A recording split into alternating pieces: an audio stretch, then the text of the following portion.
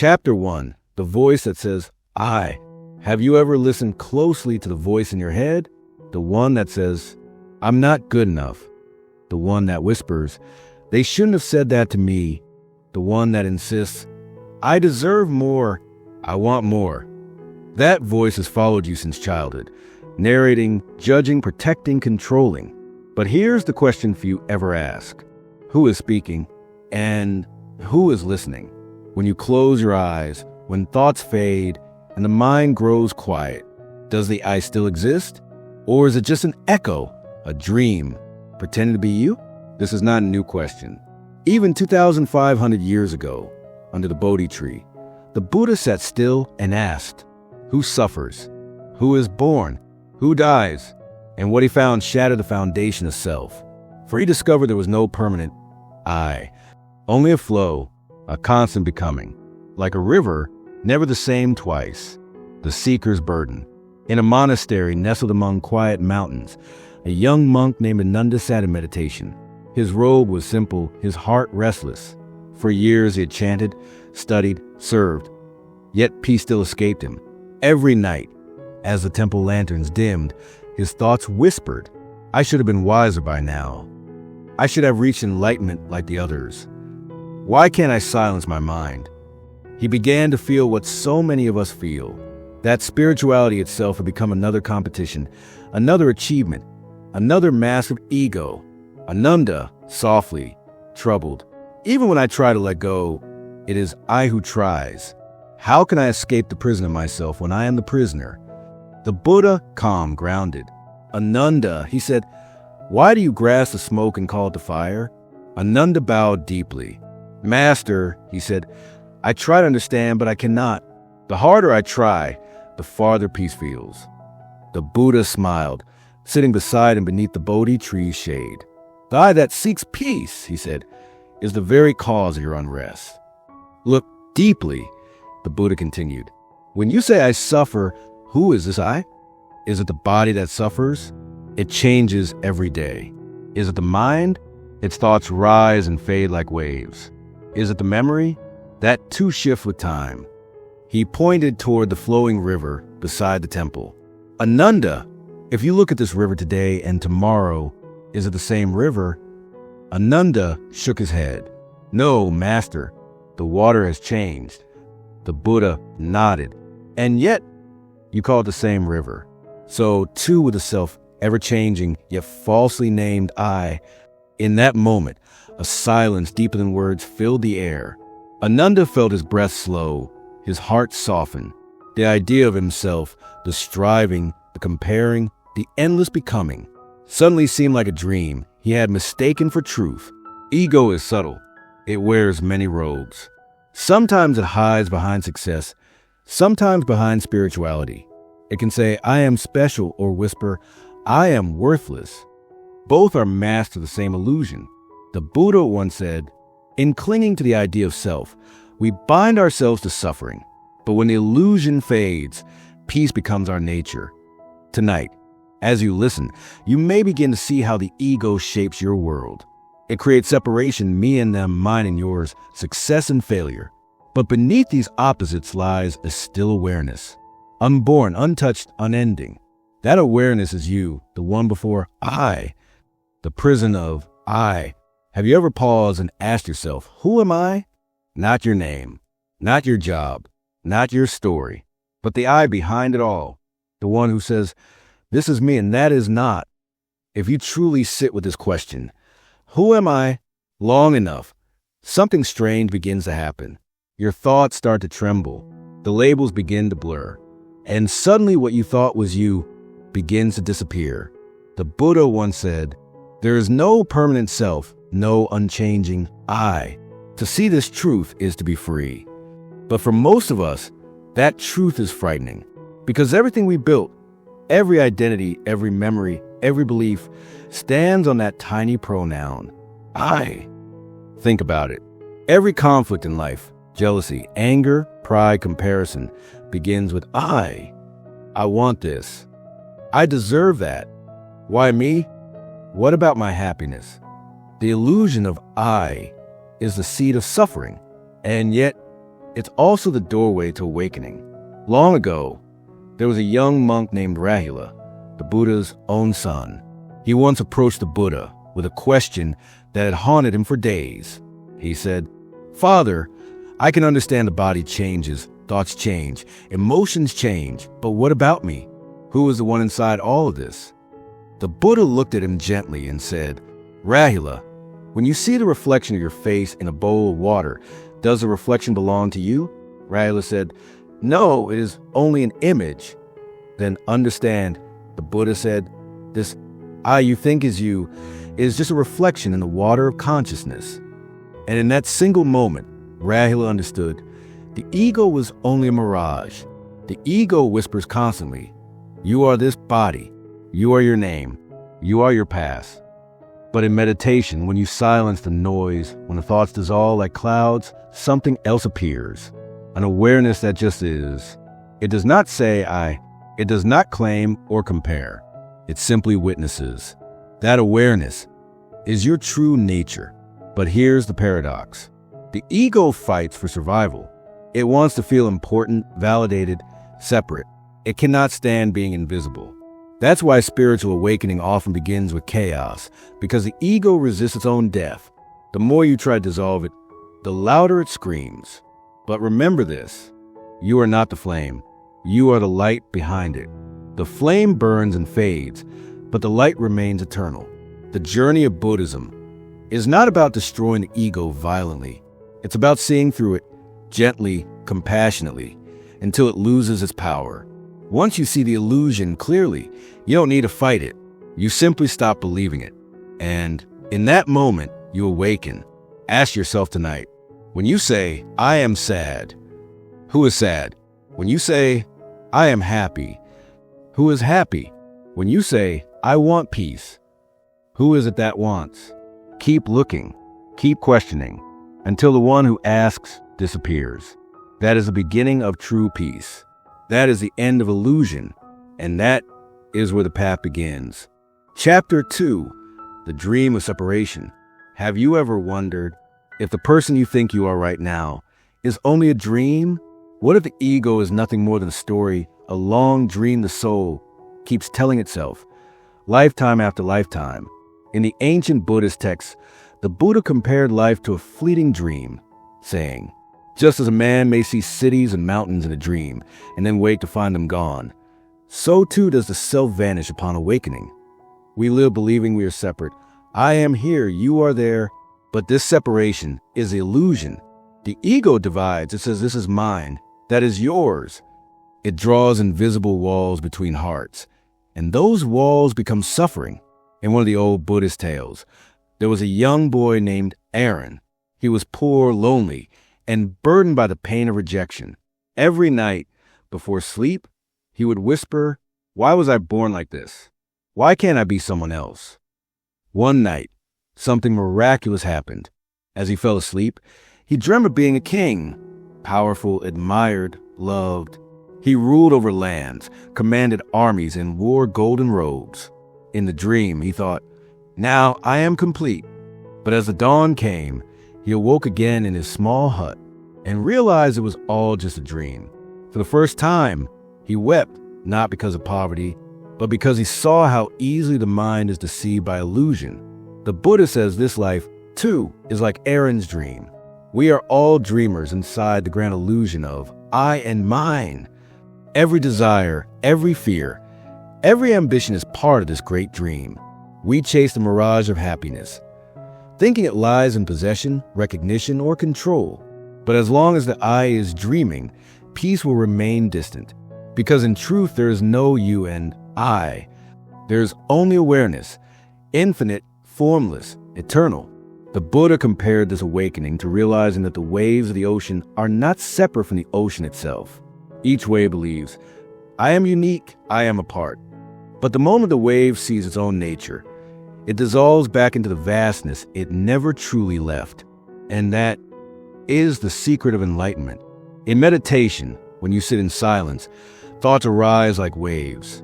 I should do this. I failed at that. I want peace. But look closer. Each thought begins with I. That's the ego speaking. the dream whispering itself into existence. Let go of the I, and the thoughts lose their power. The moment you observe without identification, you wake up even while you're still dreaming.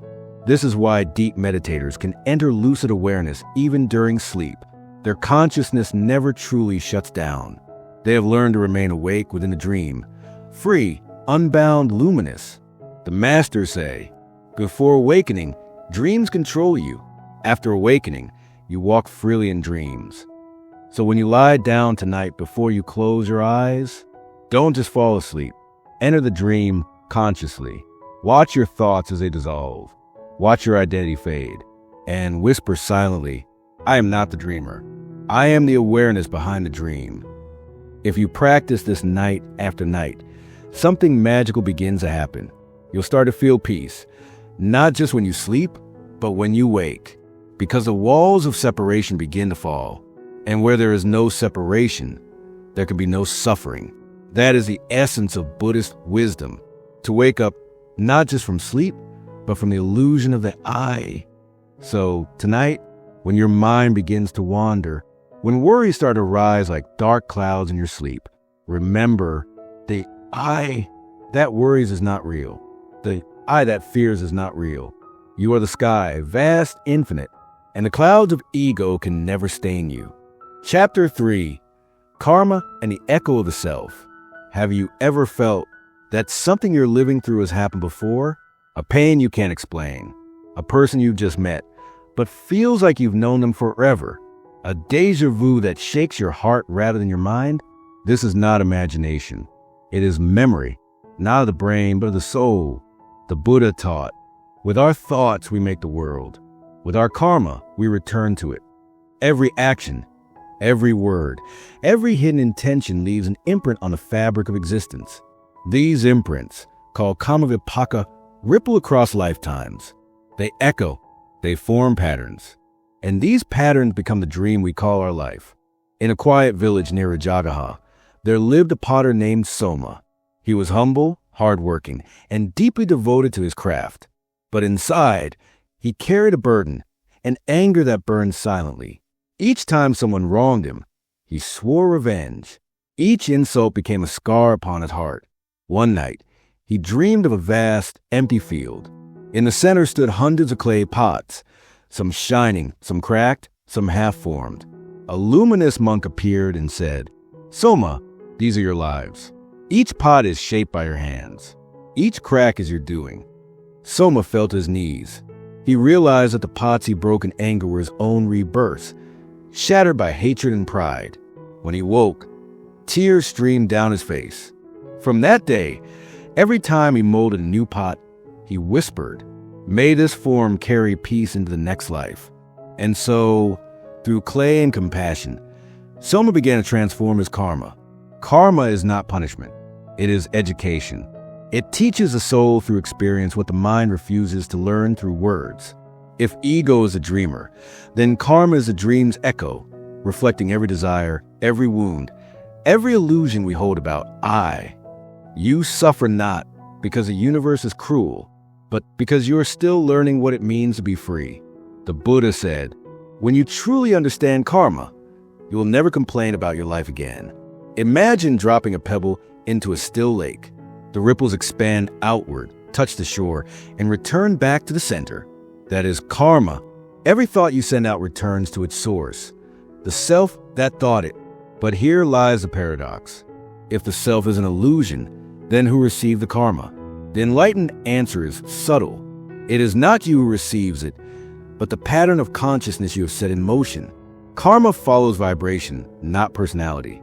When you let go of ego, when you cease to identify with the I, karma dissolves because the receiver disappears. The fire goes out when the fuel is gone. This is nirvana, the great extinguishing, not death, but liberation from the machinery of becoming. Have you ever noticed how your dreams respond to your emotions? If you sleep angry, your dreams burn. If you sleep in love, they glow. Karma works the same way. Your inner state shapes the outer experience. Your consciousness becomes a sculptor of reality. That is why meditation is not escape. It is transformation. It burns seeds of karma before they ripen. It changes the vibration of your dream. Each moment of awareness cuts through countless future chains, and each act of compassion rewrites the story your soul will live next. But beware, even good karma can bind. As long as there's "I did good" or "I deserve reward," ego survives. That's why the Buddha said, even merit must be abandoned like a raft once the river is crossed. The goal is not to accumulate light, but to become light itself, to act without ownership, to give without counting, to love without expecting, to serve without the shadow of me. Only then does karma fade, and the soul awakens to its true home, the timeless awareness beyond birth and death. Tonight, before you sleep, reflect on the echoes of your day. Ask yourself, what did I cling to today? What pain did I pass forward? What love did I withhold? And then gently whisper, may this dream end with peace. May my next begin with wisdom. Let forgiveness flow like a river through your heart. Forgive yourself, for every mistake was a teacher. Forgive others, for they were instruments of your growth. And as you drift between waking and sleep, see yourself dissolving, not dying, but returning to the infinite silence that birthed you. The echo fades, the karma completes. The dream continues until the dreamer truly awakens. Chapter 4. The Death of the Dreamer, Awakening Beyond the I. Have you ever truly asked yourself, who am I when I stop thinking? Not your name, not your body, not your memories, your fears, or your dreams. When all that fades, what remains? The Buddha called this the greatest inquiry of all, because once you look deep enough, you find there is no you at all. Only awareness, vast, boundless, luminous, watching the rise and fall of all things. The ego, this I we defend so fiercely, is not a being. It is a process, a flickering thought, endlessly recreating itself, whispering, I am this, I am that. And yet, every morning, when you wake from a dream, you realize none of it was real, but while it lasted, it felt real. That's the secret of existence itself. You are dreaming now, not with closed eyes, but open ones. And the dreamer, the ego, is only another dream. In the Sutta Nipata, the Buddha once said, when one sees that there is no doer behind the deed, the bondage of I is cut like a lotus stem. This means life happens through you, not by you. The wind blows, the rivers flow, the sun shines, without claiming ownership. But the ego says, I did this. I suffered. I achieved. It builds walls around emptiness, calls it me, and then spends lifetimes defending it. Once, there was a prince named Devdatta. He was brilliant, proud, and convinced that enlightenment could be achieved through perfection. He meditated for hours, fasted for days, punished his body to silence his desires. But the harder he tried, the louder his mind became. One night, he saw a dream. He stood before a still lake under the full moon. When he looked into the water, he saw not his face, but hundreds of faces, past, present, and future. Each claimed to be me. He screamed, who am I? And the reflection answered back in unison, you are the one watching. He awoke in tears. The next day, he walked to Buddha and said, I have been polishing the mirror of my mind, but now I see there was never a mirror to begin with. That is the death of the dreamer. Not physical death, but the end of illusion. When this realization dawns, something extraordinary happens. The sense of separation dissolves. The walls between self and other melt away. You no longer love because someone deserves it. You love because there is no one else to love but yourself. Every being becomes a reflection of the same light. Every moment becomes sacred. Every breath becomes prayer. This is what the Buddha called anatta, the doctrine of no self. But to reach this, one must face the greatest fear, the disappearance of identity. The ego will fight, whispering, without me you are nothing. But here lies the paradox. Without ego, you become everything. Like a drop merging into the ocean, it loses its shape but becomes infinite. That's what awakening truly is. Not acquiring something new, but losing what was never real. You stop being a character and awaken as the screen upon which the story plays. A young woman named Arya once told a monk, "I meditate every day, but I still feel anxious, still feel incomplete." The monk smiled and handed her a glass of water filled to the brim. He said, "Now pour some tea into it." The tea spilled everywhere. She frowned. He said, "That's your mind, already full of I. Until it's emptied, truth cannot enter." For days she contemplated his words. Then one night, she sat in silence until her breath slowed, her thoughts stopped. For a moment, there was nothing.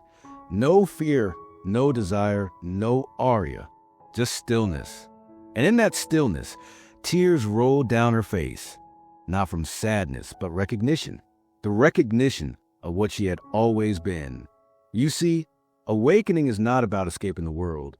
It's about seeing through it. It's realizing that all you've ever sought, love, peace, freedom, was never outside. It was a space in which all things appeared. That space is you. But the moment you say, "I am that space," you've already lost it again. So the Buddha taught, let go even of the notion of letting go. That's the final step. When there is no step left to take, close your eyes.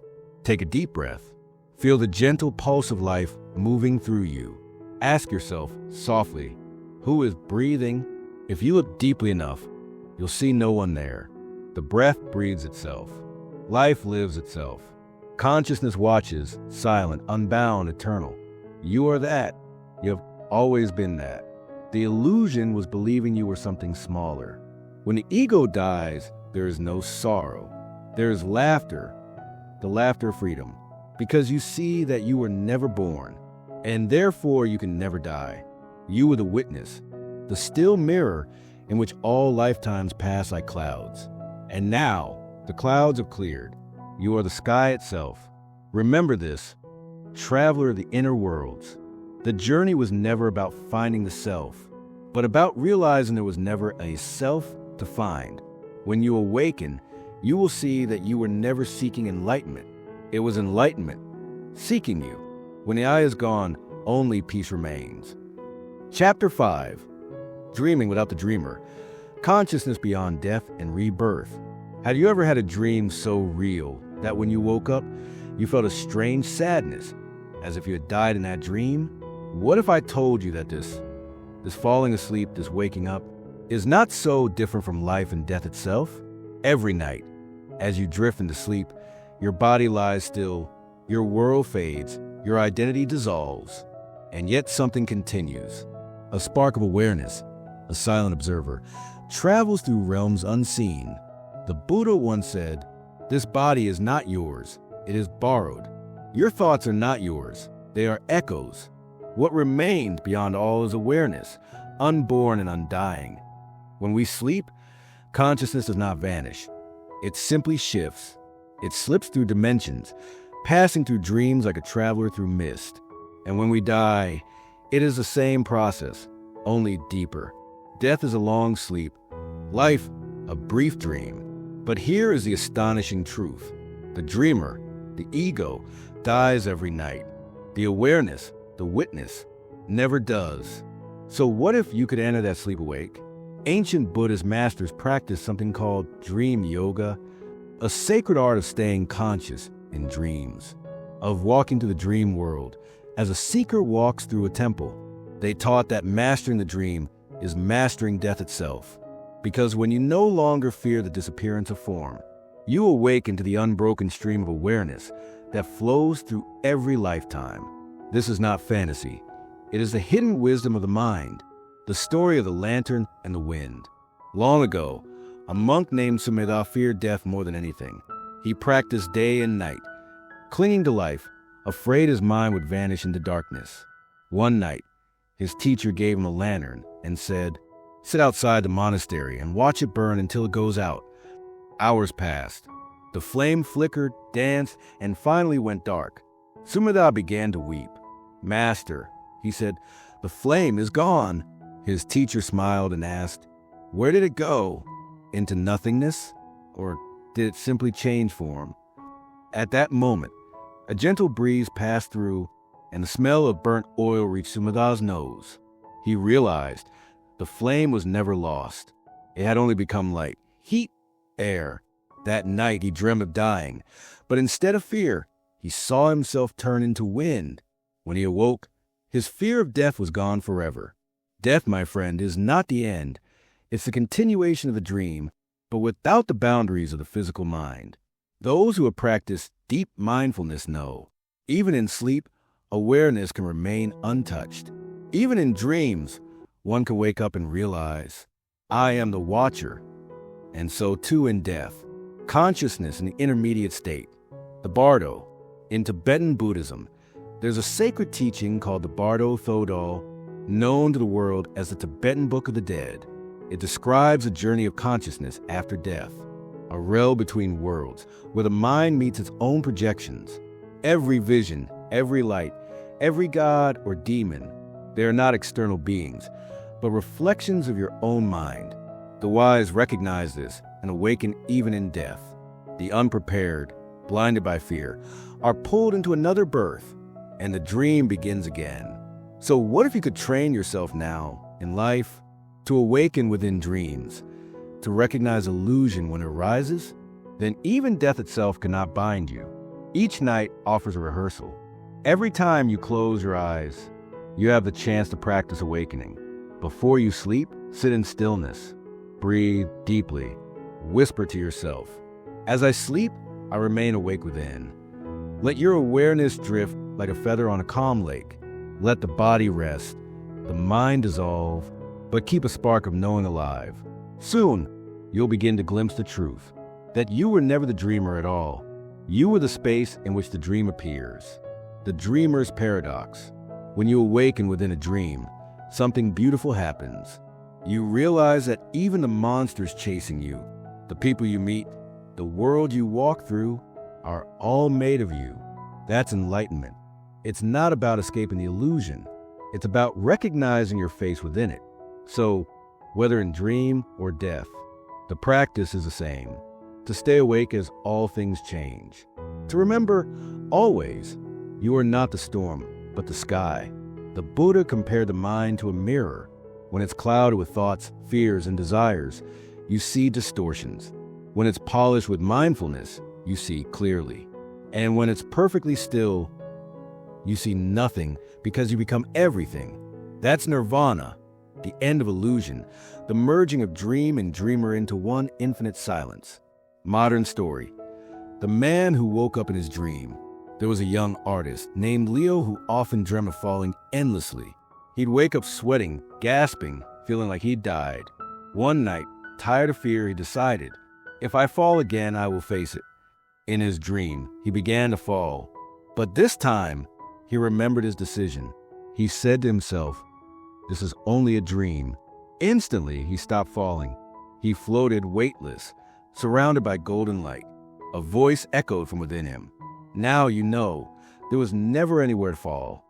When he awoke, his fear of life vanished. He began painting again, this time, not for fame or money, but for beauty itself. Leo realized that life, too, is a dream, and when you awaken in it, you live freely, fearlessly, fully. So tonight, when you close your eyes, remember, you are not going to sleep. You are entering the temple of consciousness. Each breath, each heartbeat, is a reminder of the eternal. Let the body rest. Let the dream unfold. Let the watcher within stay awake, because, in truth, the watcher never sleeps. When you awaken within the dream, you awaken within life. And when you awaken within life, death can never touch you. This is the great illusion of the ego undone, the awakening beyond the dream, the eternal awareness that was never born and will never die. Chapter 6. The freedom beyond illusion, how to live without the ego in daily life. So far, we have journeyed through the illusion of self, the dreamer, and the realm beyond sleep and death. Now comes the most practical, yet most challenging step. How to live without the ego in your everyday life. Because it's one thing to meditate in silence, and quite another to face your co-workers, family, and the endless demands of the world, all while remaining free from the I. Section I, the ego and relationships. The ego thrives in attachment, judgment, and comparison. Think about your relationships. Do you argue to be right rather than understand?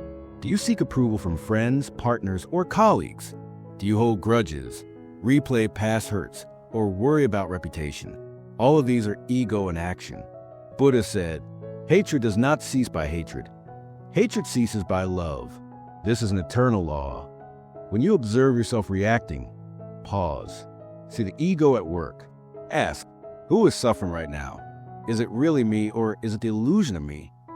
From that simple awareness, compassion arises naturally. You no longer react impulsively. You respond consciously. Section 2. The ego at work. The office, the market, social media. These are mirrors for the ego. We crave recognition, fear failure, and compare ourselves endlessly. But the Buddha's teaching reminds us, the mind that clings to praise or criticism is not free. Imagine your thoughts as clouds. The promotion, the criticism, the social likes, all are clouds passing the sky of awareness. The sky remains untouched. Next time you face judgment or pressure at work, pause, breathe, see the situation clearly, not through ego, but through awareness. The freedom you feel may surprise you. Section 3. Daily practice. Mindfulness of the I. To dissolve ego, you need daily exercises, just like physical training. Observe your thoughts. Every time I arises, notice it. Who is claiming ownership? Release attachment. Let go of outcomes. Failures and successes are part of the dream, not your identity. Practice compassion.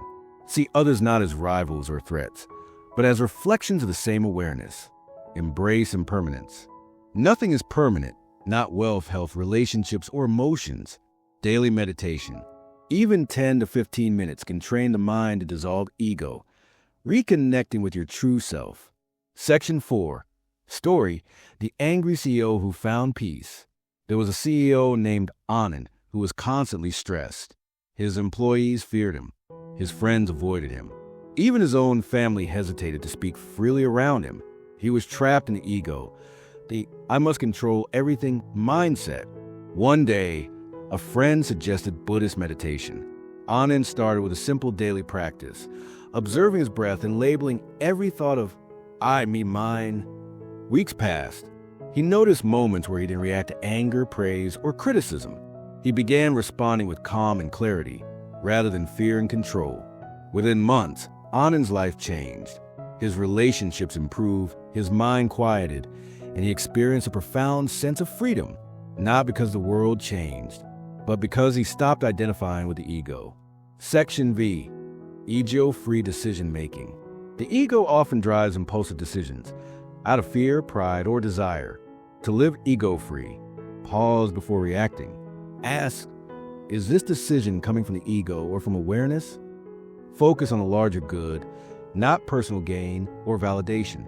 This approach transforms not only personal life, but also professional and social interactions.